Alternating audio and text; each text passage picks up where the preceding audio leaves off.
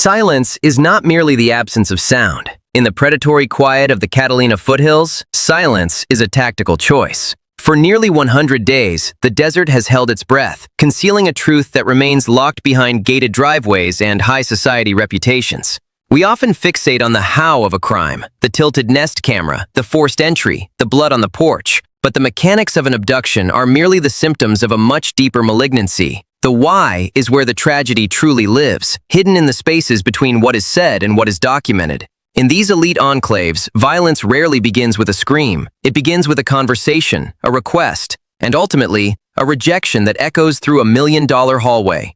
Imagine a woman of 84, a pillar of fierce independence, sitting across from someone she trusts, uttering a single word in a quiet kitchen. No. That word is a full sentence. It is a boundary. But in a world of contested legacies and tightening financial vice grips, a boundary can quickly become a death sentence.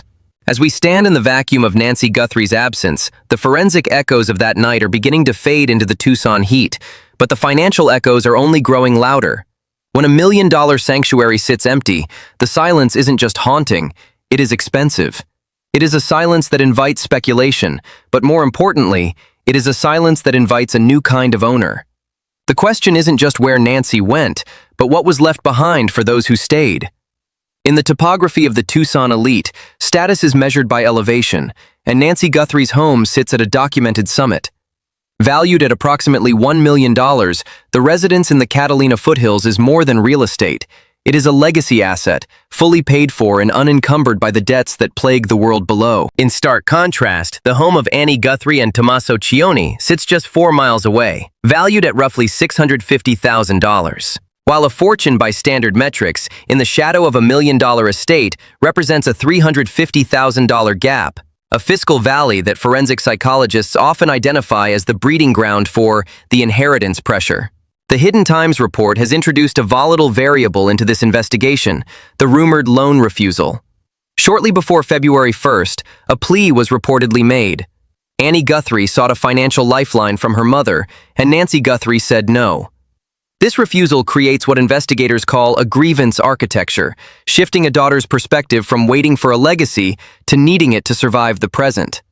When you connect this to the May 2025 durable power of attorney signed by Tommaso Cioni, a logical trajectory begins to emerge. 8 months before the abduction, the legal machinery was already being positioned to manage financial and property affairs. Financial pressure led to a request. The request led to a refusal. And the refusal led to the dinner of January 31st, the last time Nancy was seen by friendly faces. In the Catalina foothills, a $1 million home is the ultimate mechanical solution to a 6-figure problem. If the internet's most dangerous question regarding property tax struggles holds any documented weight, the psychological pressure of that $350,000 gap becomes an atmospheric weight. When the owner is no longer present, the assets become accessible. The sequence invites a chilling logic. Was Nancy taken for a ransom that never came, or was she removed so the succession could finally begin? The evidence in this case does not lie. It simply waits to be sequenced with clinical precision by those willing to look past the family's public clearing. 3 primary anomalies refuse to fit the stranger abduction narrative, starting with the Pacemaker sync architecture. At 2:28 a.m., Nancy's heart moved beyond the Bluetooth radius of her nightstand, a documented fact that creates a 41-minute void from the moment the camera was tilted at 1:47 a.m. A professional kidnapper is on a ticking clock, yet this intruder remained inside the home for nearly 3/4 of an hour. You do not need 40 minutes to lift an 84-pound woman. You need 40 minutes to search for a will, to locate property deeds, and to ensure the scene tells a specific story before the exit. This is followed by the expirated blood patterns found on the front steps, forensic 90-degree depositions with half-moon air bubbles. This suggests Nancy was breathing, fighting, and injured on her own doorstep, a detail that contradicts a smooth, professional extraction. If this was a chef-and-waiter operation, why was the victim allowed to struggle in such a visible location? The third pillar is the 14-hour gap of total digital silence. From 9:50 p.m. on Saturday to noon on Sunday, no check-in occurred from the daughter who lived only 4 miles away. In families with elderly parents, the safety check is an automatic ritual. The absence of a home-safe text after a dinner where a loan was recently refused stops looking like forgetfulness. It starts looking like distance, a tactical distance required to let an operational window stay open without interruption. If A, the lone refusal, is true, then B, the 14-hour silence, stops being a coincidence. It becomes a component. The sequence suggests that the intruder wasn't running from the police. He was operating within a window provided by those who chose not to call. An investigation is a search for things that are out of place, but it is also a search for things moving with an inappropriate velocity. Despite the fact that Nancy Guthrie has not been declared dead and her disappearance is an active criminal investigation, documented reality shows boxes leaving the million-dollar home. Photographs have surfaced of Annie's vehicle at the property, loading items in the middle of a vacuum. Investigators often look for the rush, the urgent need to assume control of a property and its contents before the law can freeze the assets. No court has authorized probate. No death certificate exists. Yet, the house is being processed as if the ending is already known. This internal friction is mirrored in the 911 call placed by Annie Guthrie, which remains sealed by investigators nearly 3 months later. Why? Retired detectives suggest the recording contains pre-knowledge, details about the scene, the blood, or the interior of the house that a person arriving for the first time should not yet possess. There is a documented 7-minute gap between the family's arrival at the home and the moment the call was placed. In 420 seconds, a scene can be assessed and a narrative can be aligned. While the Pima County Sheriff has publicly told the world to knock it off, the FBI's actions suggest they are not listening. The forensic black box scrub of Annie's Honda CR-V lasted 40 days. That is not a routine clearance. That is a molecular hunt for a single hair or a microscopic drop of expirated blood. The friction between local authorities and federal agents over DNA processing delays suggests a deep investigative divide. While the sheriff offers public shields, the FBI is looking for the chef who directed the waiter. The question remains, if the family is truly irrelevant to the crime, why does every new forensic detail seem to lead back to their driveway? To understand the stagnation of this case, one must understand the genetic jigsaw currently trapped in a laboratory tube. The DNA recovered from the porch is a complex mixture, a forensic nightmare where Nancy's dominant profile is contaminated by a 10% ghost fragment. At Astria Forensics in San Francisco, technicians are currently using SNP sequencing to decode the shaft of rootless hair, the same nuclear option that unmasked the Long Island serial killer. This technology doesn't just provide a name, it provides a lineage. It can map the abductor's ancestry back 4 generations, creating a biological map that leads to a front door. This is combined with the Bluetooth radius analysis. Every modern vehicle's onboard computer acts as a digital witness, recording the MAC addresses of nearby devices. When Nancy's pacemaker moved out of range at 2:28 a.m., it likely shook hands with the receiver.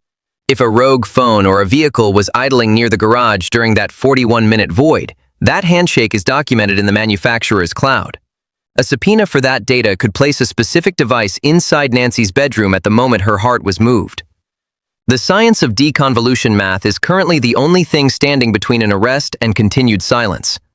The FBI's assistant director has already criticized the 60-day delay in getting these samples to the right experts. This was not a failure of technology, but a failure of will.